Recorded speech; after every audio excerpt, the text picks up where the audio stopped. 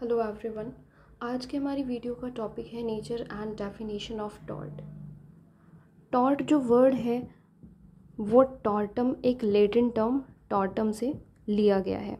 Tort को अगर हम जनरली देखें तो टॉर्ट का मतलब होता है एक ऐसा कंडक्ट जो लॉफुल नहीं होता बल्कि अनलॉफुल होता है। और टॉर्ट का इंग्लिश टर्म्स में मीनिंग होता है रॉन्ग। जो टॉर्ट वर्ड है हमारा, इंग्लिश के टर्म्स में देखें तो इसका मीनिंग होता है रॉन्ग। ये सारी चीज़ें हमने देखी। अब आपको भी पता है आपके पास कुछ लीगल राइट्स हैं। लॉ ने आपको लीगल राइट्स दे रखे हैं। जैसे एग्जाम्पल, ये एक पर्सन है ए। अब इस पर्सन के पास कुछ लीगल राइट्स हैं, वैसे ही कुछ लीगल राइट्स बी के पास हैं, वैसे ही ए के पास हैं। और वैसे ही जो और सोसाइटी मेंबर्स होते हैं, लगा लीजिए कि ये जो सारी डॉट्स हैं ये हैं बाकी के सोसाइटी मेंबर्स, तो इनके पास भी ऐसे ही कुछ लीगल राइट्स अवेलेबल हैं। अब लॉ क्या करता है? लॉ एक ड्यूटी इम्पोज करता है कि आप अपने राइट्स को एंजॉय करिए। अगर ये ए पर्सन अपने राइट्स को एंजॉय करना चाहता है तो कर सकता है, बी एंजॉय करना चाहता है तो बी भी कर सकता है। बट अगर ये अपने राइट्स को एंजॉय करते करते किसी दूसरे पर्सन के राइट्स को वायलेट करेंगे तो वो रॉन्गफुल एक्ट माना जाएगा। लॉ क्या कहता है? लॉ कहता है कि भाई मैं एक ड्यूटी इम्पोज कर रहा हूँ जितने भी सोसाइटी में मेंबर्स हैं उन पर, कि आपने अपने राइट्स को एंजॉय तो करना है बट आपने दूसरों के लीगल राइट्स की रिस्पेक्ट करनी है। और अगर आप किसी दूसरे पर्सन के लीगल राइट्स को वॉयलेट करते हो तो आप एक रॉन्गफुल एक्ट कर रहे हो। जैसे कि एग्जाम्पल के तौर पर देखिए कि लॉ ने ड्यूटी लगाई कि आप किसी दूसरे पर्सन की रेपुटेशन को हार्म नहीं करोगे। तो अगर आप किसी दूसरे पर्सन की रेपुटेशन को हार्म कर रहे हो तो आप ड्यूटी ब्रीच कर रहे हो, तो आप लायबल हो जाओगे टॉर्ट ऑफ डेफामेशन के लिए। उसी तरह अगर एग्जाम्पल लगाइए कि ये प्रॉपर्टी जो है, ये प्रॉपर्टी बी पर्सन से बिलोंग करती है।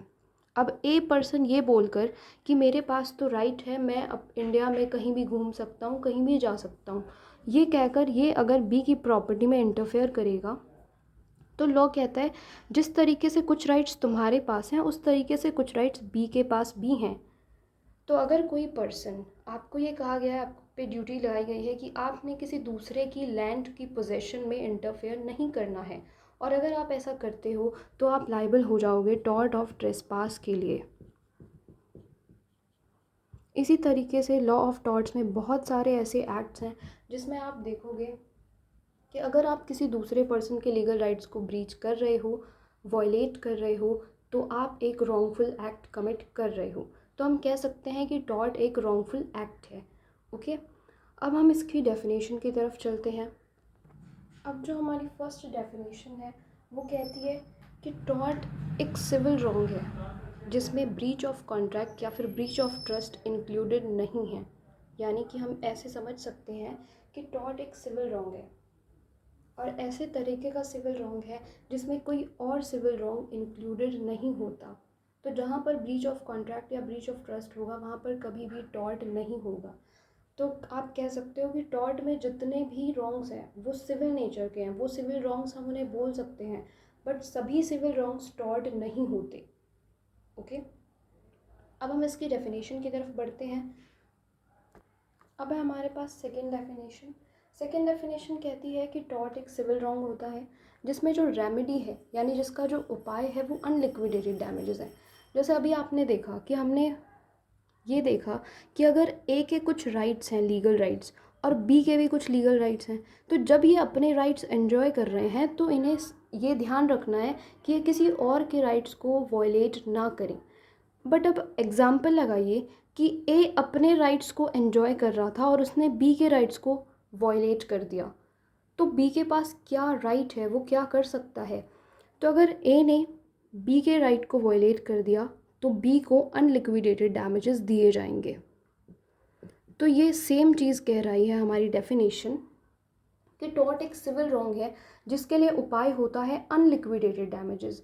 अगर कोई पर्सन आपके राइट को वॉयलेट करता है तो आप कोर्ट में जाते हो, सूट फाइल करते हो कि मेरे को ये लॉस हुआ है, इसने मेरे राइट्स को वॉयलेट किया है, आप प्रूव करते हो, अनलिक्विडेटेड डैमेजेस आपको मिलते हैं। अनलिक्विडेटेड डैमेजेस जो होते हैं वो ऐसे डैमेजेस होते हैं जो कोर्ट डिसाइड करती है। ओके, तो फिर इन्होंने कहा सेम चीज़ जो हमने लास्ट डेफिनेशन में देखी कि ना तो ब्रीच ऑफ कॉन्ट्रैक्ट इंक्लूड होगा टॉर्ट में और ना ही ब्रीच ऑफ ट्रस्ट इंक्लूड होगा। तो ये थी हमारी दो डेफिनेशंस जो हमने टॉर्ट की डेफिनेशंस देखी। अब हमारे पास कुछ पॉइंट्स आते हैं इन डेफिनेशन से निकल कर, जिसमें हमारा फर्स्ट पॉइंट है tort is a civil wrong. इसे हम एक्सप्लेन करके देखेंगे कि कैसे टॉर्ट एक सिविल रॉन्ग है। Second thing, tort is other than mere breach of contract और ब्रीच ऑफ ट्रस्ट। टॉर्ट ना तो ब्रीच ऑफ कॉन्ट्रैक्ट है और ना ही ब्रीच ऑफ ट्रस्ट है। Third point, tort is redressable by an action for unliquidated damages. Tort में जो जैसे होता है ना, क्राइम में क्या होता है, क्राइम में न्याय कब मिलता है, जस्टिस कब मिलता है एक इंसान को, जब एक्यूज्ड पर्सन को या फिर कल्परेट पर्सन को जब सज़ा मिल जाए। बट यहाँ पे क्या होगा टॉर्ट में ये होगा कि न्याय पार्टी को तब मिलेगा जब उसको अनलिक्विडेटेड डैमेजेस मिल जाएं। ठीक है, अब हम इन पॉइंट्स को डिटेल में देखते हैं, जिसमें हम सबसे पहले अपना फर्स्ट पॉइंट देखते हैं, tort is a civil wrong. अब हमारा फर्स्ट पॉइंट है tort is a civil wrong. तो टॉर्ट क्या है? टॉर्ट जो है वो सबसे पहली चीज़ कि वो सिविल रॉन्ग के कैटेगरी से बिलोंग करता है, ये हमारी फर्स्ट पॉइंट। और जो सिविल रॉन्ग होता है, सिविल रॉन्ग क्रिमिनल से बहुत ज़्यादा डिफरेंट होता है। देखिए सिविल में क्या होता है, सिविल में होता है कि जो इंजर्ड पार्टी होती है, इंजर्ड पार्टी का मतलब होता है जिस पर्सन को लॉस हुआ है। तो इंजर्ड पर्सन क्या करता है, केस फाइल करता है किसके अगेंस्ट, रॉन्ग डूअर के अगेंस्ट। रॉन्ग डूअर मतलब जिसकी वजह से उसको लॉस हुआ है। ठीक है, यहाँ पे लगाइए, जो सूट फाइल करता है उसे हम प्लेंटिफ कहते हैं, और जिस पर्सन के अगेंस्ट सूट फाइल हुआ है उसे हम कहते हैं डिफेंडेंट। तो इस केस में क्या होता है, सिविल केसेस में ये होता है कि प्लेंटिफ डिफेंडेंट के अगेंस्ट सूट फाइल करता है।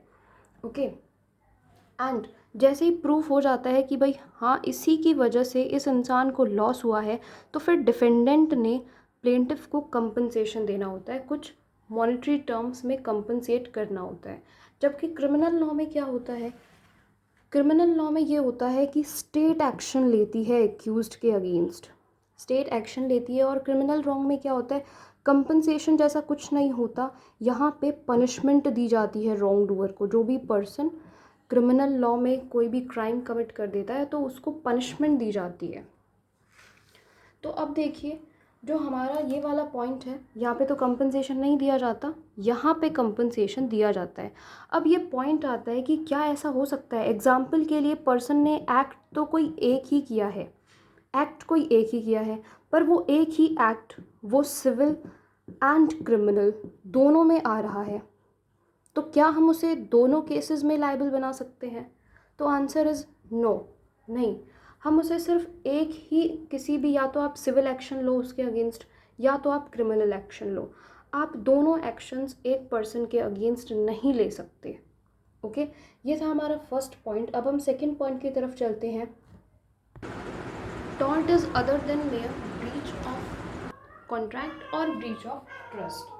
तो अब ये वाला पॉइंट हमें बताता है कि भाई टॉर्ट, ये तो हमने देख लिया कि टॉर्ट एक सिविल रॉन्ग है, बट टॉर्ट जो सिविल रॉन्ग है उसमें किसी और तरीके का सिविल रॉन्ग इंक्लूडेड नहीं है। अगर आपको कहीं भी लगता है कि टॉर्ट में कोई भी एक्ट आप देख रहे हो, उस एक्ट में आपको लग रहा है कि कहीं पे ब्रीच ऑफ कॉन्ट्रैक्ट है, कहीं पे लगा लीजिए कि ब्रीच ऑफ कॉन्ट्रैक्ट या फिर ब्रीच ऑफ ट्रस्ट, आपको लग रहा है कि ये दोनों चीज़ें हैं, तो ऑब्वियसली जिस एक्ट में ये दोनों चीज़ें हैं वहाँ पे टॉर्ट तो बिल्कुल भी नहीं होगा।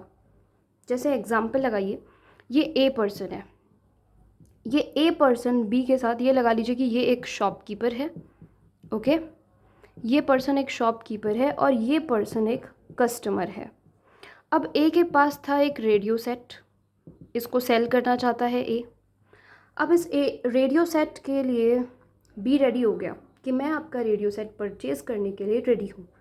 बट कुछ टाइम बाद या फिर अगले दिन बी ने कहा कि नहीं, मैं ये रेडियो सेट परचेज़ नहीं कर सकता। तो यहाँ पे क्या आ गया, ब्रीच ऑफ कॉन्ट्रैक्ट, कि जो इसने कॉन्ट्रैक्ट किया था वो इसने तोड़ दिया। तब यहाँ पे ऑब्वियसली यहाँ पे टॉर्ट तो बिल्कुल भी नहीं है, राइट। अगर हमने टॉर्ट देखना है, टॉर्ट है या नहीं है, तो हमें देखना होगा पहले रॉन्ग का नेचर क्या है, क्रिमिनल है या सिविल है। अगर रॉन्ग सिविल नेचर का होगा तो फिर आपको देखना होगा कि इसमें कोई और तरीके का सिविल रॉन्ग तो नहीं है। अगर किसी और तरीके का सिविल रॉन्ग हुआ तो फिर टॉर्ट वहाँ नहीं होगा। अब क्वेश्चन ये आता है कि अगर एक ही एक्ट पे एग्जाम्पल लगाइए कि एक पर्सन ने कोई भी एक्ट किया, एक एक्ट किया, उस एक एक्ट में एक तो है सिविल रॉन्ग, ठीक है, एक तो कोई और सिविल रॉन्ग है, और दूसरा जो आता है वो है हमारा टॉर्ट। तो क्या दोनों के लिए हम डैमेजेस ले सकते हैं? अब जो सिविल रॉन्ग्स होते हैं उनमें जनरली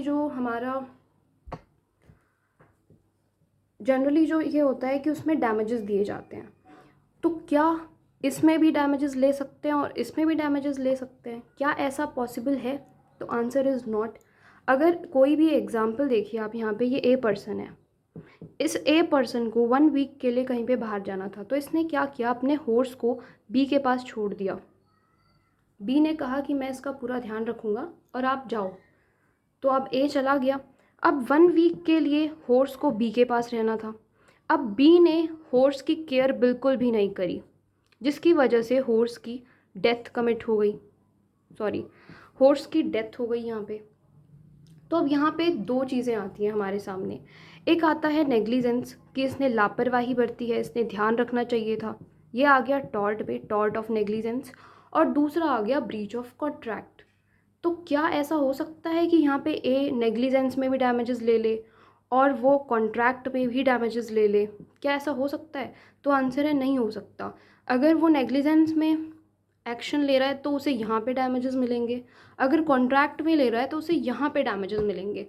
ऐसा नहीं होगा कि उसे दोनों में ही डैमेजेस मिल रहे हैं, ऐसा नहीं होगा। वो सिर्फ एक ही बार डैमेजेस क्लेम कर सकता है, या तो नेग्लिजेंस में कर ले या फिर कॉन्ट्रैक्ट पे कर ले। अब आता है हमारा third point, tort is redressable by an action for unliquidated damages. देखिए, जो टॉर्ट में जो रेमेडी होती है वो क्या होती है? टॉर्ट की जो फर्स्ट और मेन रेमेडी है वो है डैमेजेस। देखिए, ये तो यूजुअली होता है कि अगर एक पर्सन की रेपुटेशन चली जाए और बाद में उसको कुछ मॉनेटरी टर्म्स में कोई पैसा दिया जाए, तो वो पोजीशन दोबारा तो नहीं आ सकती, बट जो मॉनेटरी टर्म्स में उसे कंपनसेशन दिया जाता है, उसे ये माना जाता है कि भाई कुछ जो है सेटिस्फेक्शन पर्सन को मिल जाए, इसीलिए कंपनसेशन दिया जाता है। तो जो डैमेजेस हैं वो मोस्ट इम्पॉर्टेंट रेमेडी है टॉर्ट के लिए। अब टॉर्ट कमिट होने के बाद जनरली मनी कंपनसेशन जो है वो सेटिस्फाई कर सकता है इंजर्ड पार्टी को, बट ये तो नहीं होता कि सेम पोजीशन वापस आ जाए, ओरिजिनल पोजीशन तो वापस नहीं आ सकती। बट जो सिर्फ एक चीज़ क्या होती है कि ये होती है कि मनी जो है, जैसे डेफामेशन जैसा हार्म है या फिर कोई और हार्म है, अगर कोई देखिए मॉनेटरी टर्म्स में डैमेजेस होते हैं तो मनी बेस्ट कंपनसेशन है।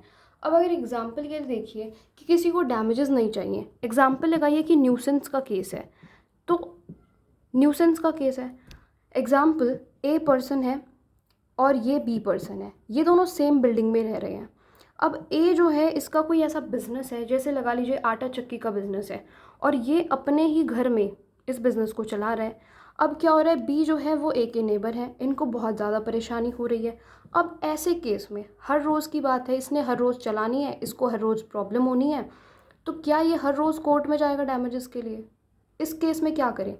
तो इस केस में क्या कर सकता है, बी जो है वो इंजंक्शन के लिए बोल सकता है, यानी कि ए के इस काम पर, बिल्डिंग में ये काम ये ना करे, तो ये इंजंक्शन लगवा सकता है, मतलब रोक लगवा सकता है कि भाई आगे से ये काम यहाँ पे नहीं होना चाहिए, हमें बहुत ज़्यादा इश्यूज़ आ रहे हैं।